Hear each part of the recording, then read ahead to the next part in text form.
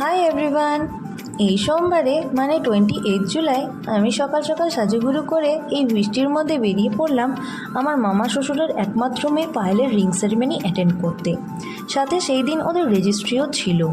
আর এখন যেহেতু শ্রাবণ মাস চলছে আর এই শ্রাবণ মাসের দ্বিতীয় সোমবার ছিল, তাই আমরা সকাল সকাল পুজো করতে একটু লেট হয়ে গেছিলো। আর সেদিনকে সকাল থেকে প্রচুর পরিমাণে বৃষ্টিও পড়ছিল, মানে যাকে বলে একবারে থামবার কোনো নামই নেই। তাই আমাদের একটু সেখানে পৌঁছাতে লেট হয়ে গেল।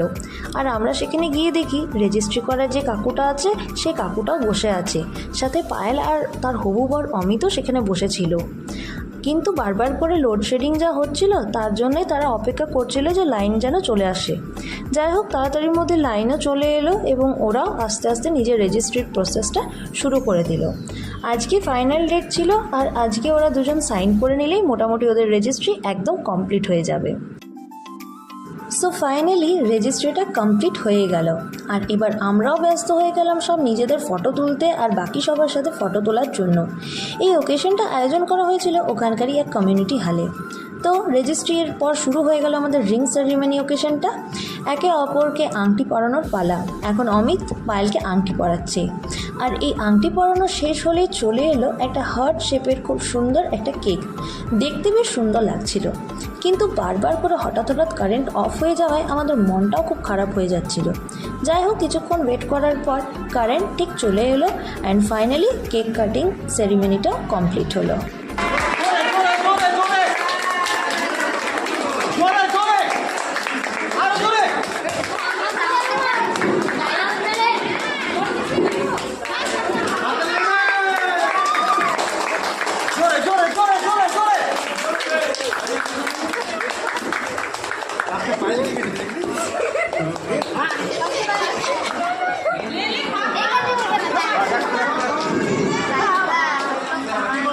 কেক কাটিং করার পর সবাই কিন্তু একটু একটু করে কেক ওদেরকে খাওয়াচ্ছিল, বাট আমি কেক খাওয়ালেও আমাকে কিন্তু কেউ কেক খাওয়াতে পারেনি, কারণ সেদিনকে আমার ছিল শ্রাবণ মাসের সোমবার।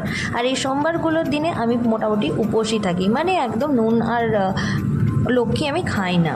তাই আমার উপোস থাকলেও মেনুতে কী কী হয়েছিল সেগুলো তো তোমাদেরকে দেখাতেই হবে। তো দুপুরের মেনুতে ছিল গরম ভাত, ডাল, বেগনি, পোস্ত, শুক্তো, পটল চিংড়ি, কাতলা কালিয়া, দই কাতলা, চাটনি, পাঁপড়, সন্দেশ, সাথে ছিল রসগোল্লা ও আইসক্রিম। রেজিস্ট্রি আর রিং সেরিমনি আজকে হয়ে গেল, এখনও ওদের বিয়ের পর্বটা পুরোটাই বাকি আছে। তবে যাই হোক, পায়েল এবং অমিতকে নতুন জীবনের অনেক অনেক শুভেচ্ছা থাকলো। তারা যেন এই নতুন জীবনে অনেক ভালো করে আনন্দ করে যেন দিনগুলোকে পার করে। তোমরা ওদেরকে কংগ্রাচুলেশন করতে ভুলবে না। আর আমার ভিডিও